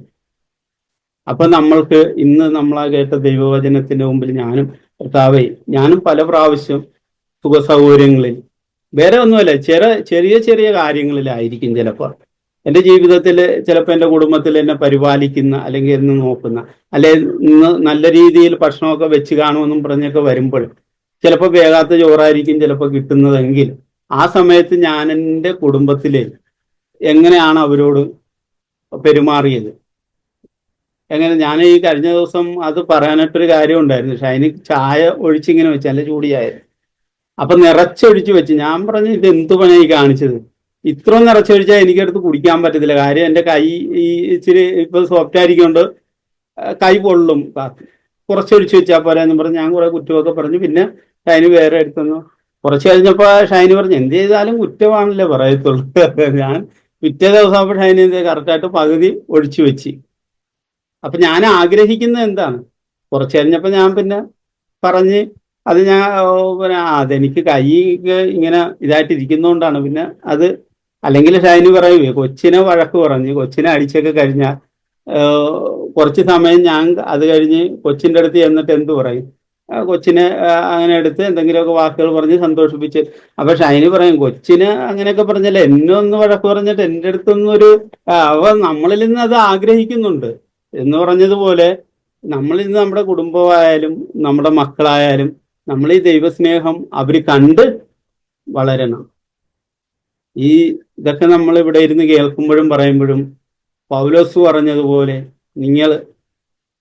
ഞാൻ കർത്താവിനെ അനുഗമിക്കുന്ന പോലെ നിങ്ങൾ എന്നെ അനുഗമിക്കാൻ നമുക്ക് പറയാം. നമ്മുടെ സഭയില് നമ്മുടെ നാട്ടുകാരോട് പറഞ്ഞില്ലെങ്കിലും നമ്മുടെ കുടുംബത്തിൽ അത് പറയാനുള്ള ധൈര്യം നമുക്കുണ്ടാകണം. നമ്മുടെ വീട്ടിലുള്ളവരാ നമ്മളെ നിത്യം കാണും. ഞാനിപ്പോ ഇവിടെ നിന്നിട്ട് അങ്ങനെ പറഞ്ഞാൽ, ഞാൻ ഷൈനിയോടും കൊച്ചിനോടും പറഞ്ഞിട്ട് നിങ്ങൾ എന്നെ ഞാൻ കർത്താവിനെ നോക്കുന്ന പോലെ നിങ്ങൾ എന്നെ അനുഗമിക്കാൻ പറഞ്ഞാൽ, വാസ്തവത്തിൽ അവർ പറയും, തന്നെ അനുഗമിച്ചാൽ എവിടെ പോവും, നരകത്തിലേ പോകത്തുള്ളൂ. യഥാർത്ഥത്തിൽ നമ്മളോട് ഒരുമിച്ച് ജീവിക്കുന്നവർക്ക് നമ്മൾ ആ ജീവിതത്തെക്കുറിച്ച് അറിയാൻ പറ്റത്തുള്ളൂ. പക്ഷെ അത് ധൈര്യമായിട്ട് പറയണമെങ്കിൽ നമ്മൾ അവരുടെ മുമ്പിൽ എന്ത് ചെയ്യണം, കർത്താവിനെ നമ്മൾ അനുഗമിക്കുന്നവരായിരിക്കണം.